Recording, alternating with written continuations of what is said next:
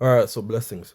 So this is part two of a series that I'm currently conducting called Should We Care About the Opinions of Others? And obviously I've already made it very clear that the answer is a straight A class no. Alright. In my previous video, I used Coach Prime as an example to illustrate a lot of the points that I made. I used Coach Prime as an example to give my opinion on whether we should adhere to the opinions of others. All right. And I spoke as to why we shouldn't. I went into greater detail as to why we shouldn't. I spoke about the spiritual, emotional, and psychological ramifications of doing so. All right. Because in today's society, the world that we live in, many people suffer from anxiety, many people suffer from depression. Okay. Many people have a lot of envy, people feel a lot of anger, people feel a lot of frustration, people exert a lot of jealousy. Okay. And these issues are a major issue, and is an issue that many people want to overlook. All right. People can easily state that many people are suffering from mental illness, which is a fact, 100%. All right. People could talk about, oh, people have lost loved ones, people have had their relationships ended via just a normal breakup or via divorce, and this is what's causing people to be depressed and have anxiety. Yes, that is 100% true, but people, whether knowingly or unknowingly, want to overlook the fact slash disregard the fact that there's also the idea of people being peer pressured to subscribe to the ideologies and practices of society, people having to be in a position where they're essentially coerced to subscribe to the expectations and demands of people. All right. And as I stated in the previous video, this is what's contributing to a lot of people suffering an emotional burnout. Okay. This is what's causing people to be psychologically and spiritually subjugated. Okay. This is what causes a lack of freedom. So this right here, the opinions of others, is what's really causing the the major depression in society. And when I say the opinions of others, I mean the care of people's opinions, because opinions itself doesn't cause any sort of implications within oneself.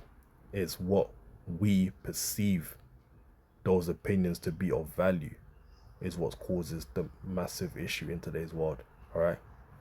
So in this video right here, what I want to do is use Yahweh Shai and Mashiach as an example.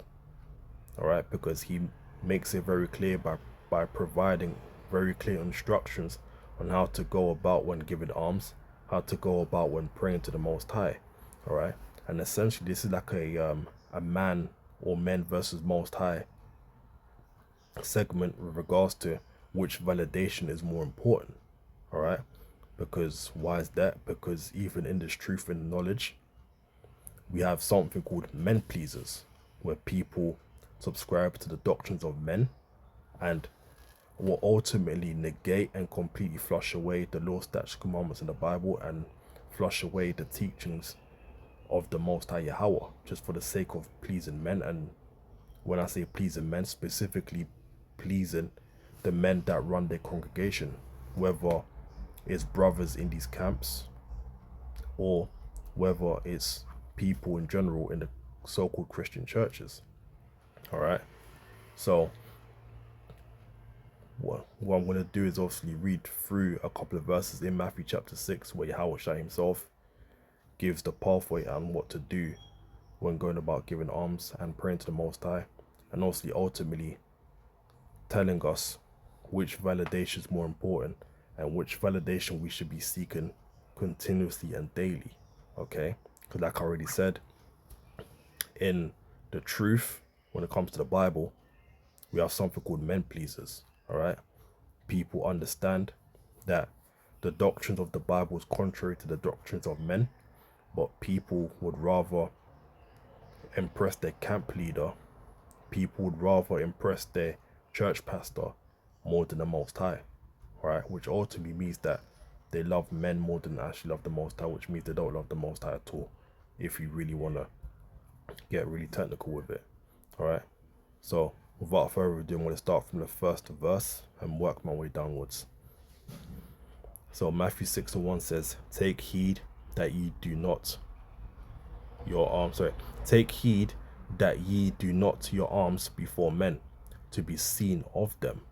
Okay, otherwise you have no reward of your Father which is in heaven. So understand that when you simply just read verse 1, it simply makes it clear that you cannot serve two masters, because one is obviously more important than the other, and ultimately Yahushua states out of his own mouth that you will hate one and love the other more. Okay, so it needs to be taken into account here in verse 1. He states that you shouldn't go about doing alms just for the sole purpose of being seen by men, because you have your reward, and that's a very vain reward. Okay, and understand why it's vain, and understand why Yahushua says that you know, if you go about if you go out your way to seek validation from men by giving alms in front of them, that's your reward, because he understands that, you know, the validation of the Most High is nothing compared to the all the validation of men, sorry, is nothing compared to the validation of the Most High. So in other words, it's like pick your poison kind of thing. Okay, so I'm gonna read it again. It says, take heed that ye do not your alms before men to be seen of them. And obviously he understands that, because he knows that the opinions of men, the validation of men, is all vain, is all vain glory. All right, it's nothing but crap, because as already stated, people's opinions change. Okay, it's of no substance, it's of no value, and Yahushua is practically making that very clear. The opinions of men is of no value whatsoever, because when you read on, it says, otherwise you have no reward of your Father which is in heaven. All right, men are in earth, the Most High is in heaven. Okay, so understand that what the Most High gives us is what's of value. Okay, that's where the true value is at. So when you think of the phrase men ain't shit, well, yeah, technically men ain't shit, because that's essentially what Yahushua is saying. Verse 2 says, therefore, when thou doest thine alms, do not sound a trumpet before thee, as the hypocrites do in the synagogues and in the streets, that they may have glory of men. Verily I say unto you, they have their reward. Okay, because why is that? Because when you understand who the hypocrites are, as Yahushua states in verse 2, he's referring to the Pharisees, because the Pharisees were men pleasers. All right, they did things in vain despite knowing what the scriptures state, but they loved the glorification of men. Okay, so Yahushua is making it clear that they have their reward, but our reward will be in heaven from our Heavenly Father. Okay, and you gotta understand that people do things just for the sole purpose of being seen by men. Okay, it's because they lack they lack a lot of self-identity, they lack confidence, they lack self-assuredness. Okay, so they want the idea of being acknowledged by men, because they want to feel valued, they want to feel validated. Okay, and ultimately that just shows that you have the idea that the validation of men is far more important than the glory of the Most High. All right, which by the way is a massive issue within the nation of Israel, and it's what the majority of brothers, is the issue that the majority of brothers have in these camps. Right, they're so quick to impress their camp leaders more than they are to impress the Most High. All right, so if you do give down alms, just go about it conservatively, and don't make it known, don't record it for social media purposes, don't make it known to people that you give money. All right, verse 3 says, but when thou doest alms, let not thy left hand know what thy right hand doeth. Yeah, so basically the point I just said, don't let people know what you're actually doing. So when this is left hand and right hand, it's also talking about people. All right, don't let people be aware as to what you're doing. Don't let them know that, yeah, you're giving money to poor people, whatever have you. All right, verse 4 says, thine alms may be in secret, and thy Father which seeth in secret himself shall reward thee openly. All right, it's just further emphasizing the fact that the Most High is going to reward you just for being humble and not seeking the glorification of men. Okay, so when I gave the example from part 1 as to why we shouldn't care about it, Yahushua essentially makes it very clear as to why we shouldn't care about the opinions of others. All right, because you understand that men are in wicked fleshly bodies, and men's opinions, or men in general, are just vain. Okay, they die and they don't come back. They bleed, they urinate, they do whatever have you. All right, men are filth. End of the day, Yahushua was without blemish, so it will make perfect sense. It will show that you have a lot of wisdom should you subscribe to what Yahushua states rather than what men states. All right. Verse 5 says, "And when thou prayest, thou shalt not be as the hypocrites are, for they love to pray standing in the synagogues and in the corners of the streets, that they may be seen of men. Verily I say unto you, they have their reward." You know, think of it like when you watch a sports game, whether it's football, basketball, or whatever have you. You have athletes praying before their game, or they pray after the game. They do it out in the open where people can see them. And also, we understand that many people are very performative. They want people to have the impression that they are people of the Most High, that they are people of God. So then people often conclude and go, "Oh, bless this guy's soul. He's a man of God. Look at him. He's praying to God," and whatever have you. All right. Once again, all vanity, all vexational spirit, just going out of their way to seek the glorification of men, which, as I might have stated in a previous video, going out of your way to seek the opinions of men and wanted to be validated by men is a very feminine trait, because that's what women do. Women go out of their way to receive attention from people, because women are what you call attention whores. All right, women is like a fish with water, is what's required.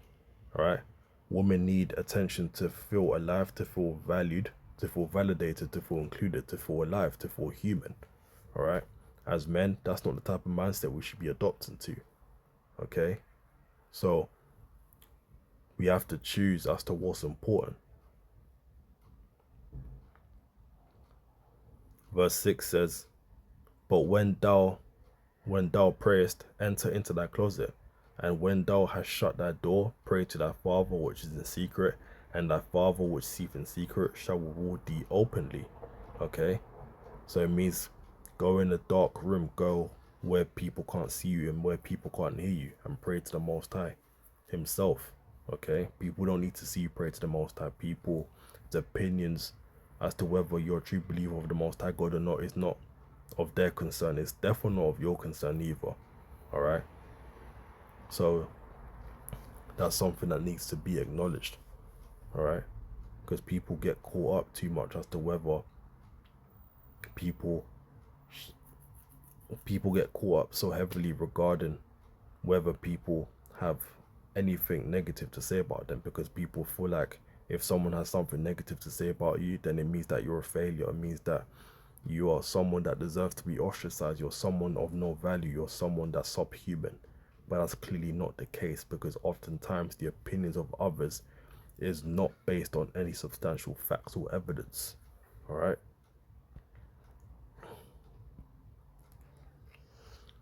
Verse 7, "But when ye pray, use not vain repetitions as the heathen do, for they think that they shall be heard for their much speaking." All right. And that's exactly what many brothers do when they're out in the street corners, quote unquote preaching. They just do it just for the sole purpose of being seen by their camp leader, be seen by their brothers in their respective congregation or their quote unquote camps. And you know, that's just a common theme amongst many people. People just do things just for the sake of being seen by others, even though, like I said, people compromise their true belief system and their true morals and integrity just for the sake of fitting in. Okay, and this has been the case throughout human history. This is a mindset that many people have adopted themselves to fall into, all right, which is a very poisonous mindset. It's very cancerous, it's dangerous. Okay? So I just make these videos for the sole purpose of people being spiritually awakened and just making people be spiritually free and break the spiritual and psychological and emotional bondage that many people are subjugated to. All right, and understand that there's always a way out, but it all starts with the mind. It all starts from seeking the Most High Yahweh, and understand that He's number one and will forever be number one.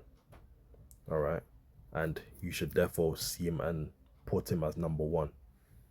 And it shouldn't be your camp leader, it shouldn't be your church pastor, it shouldn't be anyone, it shouldn't be your wife, your girlfriend, whatever have you. All right, it should definitely not be the opinions of strange people.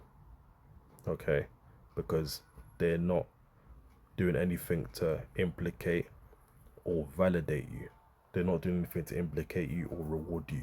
Okay, understand that the opinions of others has zero rewards and zero implications. So that's something that needs to be taken into account. And you know, like I said, I make these videos for edification purposes, and those that will want to hear it and those that will hear it, and you know, it will bless them and continuously make them thrive and flourish and be prosperous. All right, so in the world that we live in, it is important to understand the demons that are around us. It is important to understand that many people are fake and do not have our best interest at heart. It's important that number one, we have our own best interest at heart.